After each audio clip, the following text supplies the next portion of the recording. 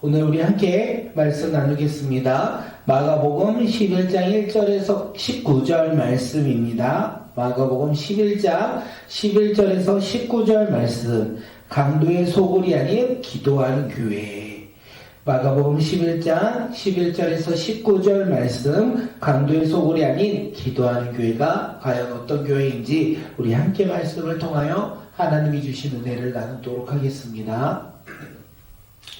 예수께서 예루살렘에 이르러 성전에 들어가사 모든 것을 둘러보시고 때가 이미 저물매 12 제자를 데리시고 베다니에 나가신지라. 이튿날 그들이 베다니에서 나왔을 때 예수께서 시장하신지라. 멀리서 잎사귀 있는 한 무화과 나무를 보시고 혹 그 나무에 무엇이 있을까요? 가셨더니 가서 보신즉 잎사귀 외에 아무것도 없더라. 이는 무화과의 때가 아님이라. 예수께서 나무에게 말씀하여 이르시되 이제부터 영원토록 사람이 내게서 열매를 따먹지 못하리라 하시니 제자들이 이를 듣더라.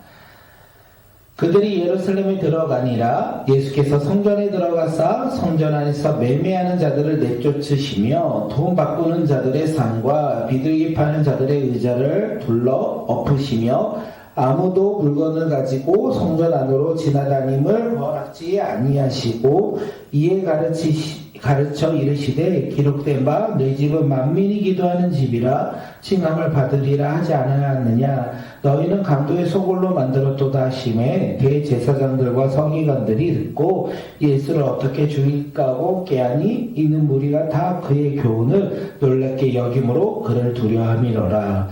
그리고 날이 저물매 그들이 성 밖으로 나가더라. 아멘.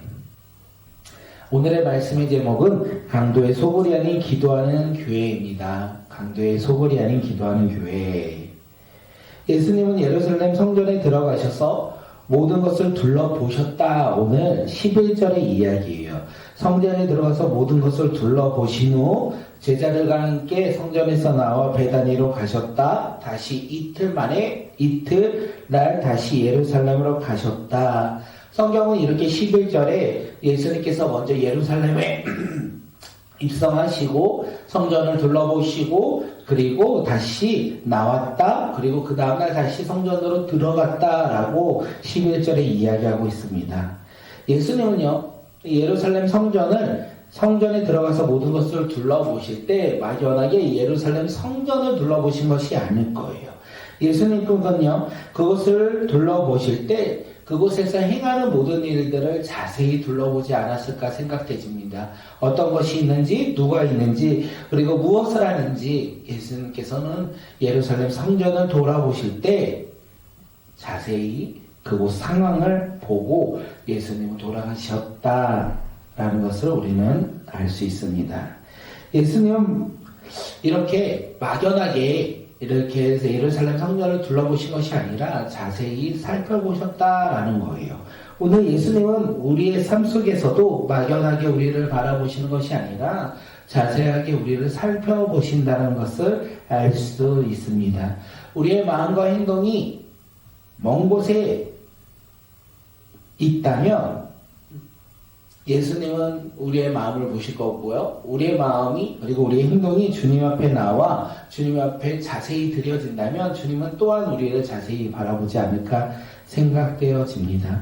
오늘 이 시간 우리의 마음과 행동이 주님 앞에 드림으로 말미암아 기뻐하는 자들이 되길 소망합니다. 오늘 새벽 기도회를 통하여 우리가 주님 앞에 나올 때 우리의 마음이 어떤 마음으로 나오셨습니까? 주님은 그 마음을 보신다는 거예요. 우리의 나오는 행위도 보시지만 마음도 보신다는 거예요. 우리가 기쁨과 행복으로 이 시간 주님을 신뢰함으로 나와 예배드리고 있습니까? 아니면 시간에 따라 그리고 내가 드려야 함으로 우리는 이 시간 이 자리에 나왔습니까? 오늘 이 시간 우리 삶 속에서 이 시간이 주님께 드리는 기쁨이 가득한 시간이 되길 소망하고 행복이 가득한 시간이 되길 간절히 소망합니다. 예수님은요, 베다니에 나왔을 때, 다시 이튿날 베다니에서 나왔을 때 시장하셨다라고 성경은 쓰여 있습니다. 그리고 멀리서 잎사귀가 무성한 무화과 나무를 보았어요. 그리고 예수님은 열매를 기대하시며 그 나무에게 가까이 다가갔지만 예수님과의 기대와 달리 어떻게 해요? 무성한 잎만 가득했다. 열매가 없는 무화과 나무였다라는 것을 우리에게 이야기합니다. 예수님은 무화과 나무를 향하여 말씀하시죠. 이제부터 영원토록 사람이 내게서 열매를 따먹지 못하리라. 영원토록 열매를 따먹지 못하리라. 이렇게 말씀하시며 저주하셨어요. 예수님이 시장하셨는데 열매가 없는 이 무화과 나무를 보고 화가 나서 저주를 하셨겠습니까? 그렇지 않다라는 거예요. 무화과 나무를 저주하는 것은 하나의 비유 사건이라는 거예요. 어제 예루살렘 성전을 돌아보시면서 열매 없는 이스라엘 백성들의 모습을 보셨어요. 그 모습을 바라보면 그들에게도 동일하게 무화과 나무에 열매가 없으면 저주를 받는다라는 것을 이야기하며 삶의 열매가 없는 그들을 향하여 무엇을 말씀하십니까? 저주를, 심판을 말씀하고 계신다는 거예요.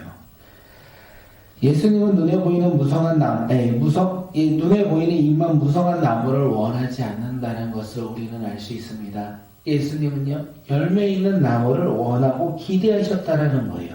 예수님이 이스라엘 백성들을 바라보실 때 그들의 모습이 열매가 가득하기에 소망하였지만 그들은 잎만 무성한 나무처럼 보였다는 거예요. 그들의 삶 속에서는 하나님의 택함받은 하나님의 백성이라는 하나님의 자녀라는 선민의식은 가득하였지만 그들의 행위는 하나님을 향한 믿음과 하나님을 향한 영광의 모습이 아니라 형식적이고 종교적이고 율법적인 모습이 가득한 어떤 나무요? 열매가 없는 나무처럼 보였기에 예수님께서는 지금 그들을 비유하며 무화과 나무를 저주하고 계신다는 것입니다. 한 번 더 말씀드립니다. 예수님은요, 잎만 무성한 나무를 원하지 않아요. 열매 맺는 나무를 원하신다는 것을 말씀드렸습니다. 예수님은요, 이것을 무화과 나무와 이스라엘 사람들에게만 말씀하시는 것이 아니라 오늘을 살아가고 있는 우리에게, 오늘을 살아가고 있는 저에게, 오늘을 살아가는 나에게 동일하게 말씀하고 계신다는 거예요. 우리가 열매 내는 나무가 되길 예수님께서는 원하시고 있어요. 그렇게 주일에 교회 나오는 것으로 우리의 삶에 열매 맺는 나무가 되었다라고 생각하면 안 된다는 것을 이야기합니다. 당연히 주일에 예배 나와 주님 앞에 영광 올려드린 것도 소중해요. 그런데 그것을 행함으로 말미암아 나의 삶에서 나의 신앙은 모든 것을 행했다라고 이야기하는 그 순간 우리는 바리새인과 율법주의자들처럼 형식적으로 종교적으로 그리고 율법적으로 우리가 신앙을 지키고 있는 것은 아닐지 모르겠습니다. 오늘 우리 삶 가운데서 거룩이 회복되길 소망합니다. 열매가 회복되길 소망합니다. 우리 삶 가운데 말씀과 기도가 회복되어 거룩한 삶을 살아가는 믿음의 자녀들이 되길 간절히 소망합니다. 또한 우리의 삶에서 하나님 나라의 복음에 대해서 전하고 증거하는 믿음의 자녀가 되길 간절히 소망합니다. 우리가 그렇게 살아갈 때 거룩한 자녀로 오늘을 살아간다면 오늘 우리는 열매 맺는 자녀로서 열매가 가득한 하나님의 자녀로서 우리가 살아가지 않을까 생각합니다. 우리의 열매, 그 열매를 통하여 주님을 기쁘게 해드리는, 주님을 즐겁게 해드리는 믿음의 자녀가 오늘 이 시간 우리 모두가 되길 간절히 소망합니다. 예수님은 제자들과 예루살렘으로 이제 들어가셨어요. 그리고 그곳에서 하신 일은 무엇입니까? 하나님의 나라와 복음에 대해서 선포하신 것이 아니에요. 15절 우리 말씀 한번 읽도록 하겠습니다. 15절이요. 그들이 예루살렘에 들어가니라 예수께서 성전에 들어가서 성전 안에서 매매하는 자들을 내쫓으시며 돈 바꾸는 자들의 상과 비둘기 파는 자들의 의자를 둘러 엎으시며 예루살렘 성전 안에는요 많은 사람들이 있었어요. 많은 사람들이 있었던 이유는 많은 사람들이 예루살렘으로 와서 제사를 드리고자 방문한 사람들이 있고요. 그들에게 물건을 판매하는 상인들이 있고요. 종교 지도자들이 있었다는 거예요. 예루살렘 성 안에는 지금 사람들이 가득했다는 거예요. 그런데 이거를 보시고 예수님이 기뻐하신 것이 아니라 뭐라고 말씀하셨습니까? 성전 안에서 매매하는 자를 내쫓으시며 돈 바꾸는 자들과 상과 비둘기 파는 자들의 의자를 엎으셨다. 예수님께서는요, 지금 기뻐하신 것이 아니라, 기쁨으로 고백하신 것이 아니라, 예수님은 화를 표현하고 계신다는 것을 우리에게 이야기합니다. 그리고 뭐라고 말씀하십니까? 예루살렘 성전을 가리켜 내 집이라 말씀하시며, 내 집은 만민이 기도하는 집이라 이렇게 말씀하셨어요. 그런데 지금 너희들이 내 집을 강도의 소굴로 만들었다 이렇게 이야기하고 있어요. 지금 예루살렘에 있는 많은 사람들이 예수님의 집 만민이 기도하는 집을 변화시켜 강도의 소굴로 만들었다라고 이야기하는 거예요. 예루살렘 성전은 하나님과 사람이 만나는 하나님이 허락하신 장소, 제사 드리는 장소였어요. 그 장소가 지금 변화되었다라고 말씀하시는 거예요. 사람들의 이익과 사람들의 편리함을 위하여 기도하는 집이 장사하는 집으로 강도의 소굴로 변화되었다라고 예수님께서는 말씀하고 계시고 있습니다. 예루살렘 지도자들이 욕심에, 돈에, 재물에 눈이 멀어서 자신들의 이익을 구하는 장소로 예루살렘 성전이 변하였어요.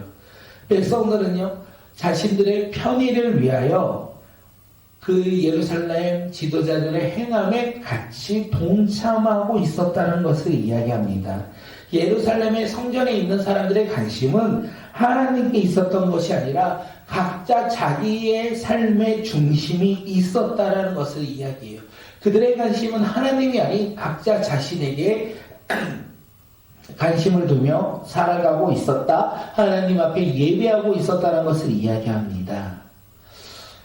오늘 우리가 드리는 이 예배는 어떤 예배입니까? 주님께 영광을 올려드리는 예배입니까? 아니면 우리의 욕심과 우리의 편의를 위하여 종교적으로, 형식적으로 드리고 있는 예배입니까? 오늘 우리가 드리는 예배가 주님의 영광을 위하여 드리는 예배가 되길 소망합니다. 하나님께 관심을 두며 예배 드리길 간절히 소망합니다. 이 말씀을 준비하면서 제 자신을 돌아보았습니다. 새벽 기도회를 나올 때마다 아침에 일어나 준비하고 나오는 저의 모습이 당연히 내가 드려야 하는 예배, 당연히 행하는 예배, 당연히 종교적으로 나의 모습 가운데 있어야 할 예배가 아니고, 그리고 이 예배를 나오면서 힘들고 지치는 예배가 아니고, 그리고 나의 것을 빨리 행해야 되겠다라는 나의 편의를 위해 나의 욕심을 채우는 예배가 아니고, 오직 주님께 예배드리며 주님께 기도하는 예배가 되기를 소망한다라는 마음이 들었습니다. 나만의 소굴을 만들지 아니하고 나의 유익과 나의 편의를 위해서 드리는 예배가 아니라 오직 주님께 관심을 두고 오직 주님만을 바라보며 열매 맺는 믿음의 자녀가 되기를 소망합니다. 성령의 열매가 예배를 통하여 맺어지는 것이 아닐까 생각되어집니다. 강도의 소굴은 예배드리는 모습은 있지만 그들의 마음은 자신의 유익과 자신의 편의로만 가득 차 있다는 것을 우리는 알 수 있습니다. 오늘 이 시간 우리가 기도하고 우리 이 시간 하나님의 말씀을 듣는 예배 가운데 하나님 주님께 관심을 두길 소망합니다. 주님만을 바라보길 소망합니다. 그래서 성령의 열매를 맺는 귀한 예배가 되길 소망합니다. 그런 마음으로 이 자리에 나와 주님을 만나길 소망하는 마음이 생겼습니다. 오늘 이 시간 우리의 삶이 변화되길 소망하고 오늘 이 시간 주님을 바라보며 나아가는 믿음의 자녀들이 되시길 소망합니다. 우리의 모습이, 우리의 기대가 종교적으로, 위선적으로, 형식적인 모습이 아니라 주님을 바라보며 주님께 관심을 두며 오직 기도하는 예배, 오직 주님 한 분만으로 기뻐하며 나아가는 예배가 되길 간절히 소망합니다. 오늘 그 마음으로 오늘 이 시간 우리 기도했으면 좋겠습니다. 우리가 기도할 때 하나님께서 응답하실 것이고 우리가 주님께 관심을 두며 살아갈 때 주님께서 우리를 바라보시고 주님의 때 주님의 말씀을 이루어주실 거예요. 오늘 이 시간 그런 믿음으로 함께 기도하며 주님 앞에 나갑니다. 기도하겠습니다.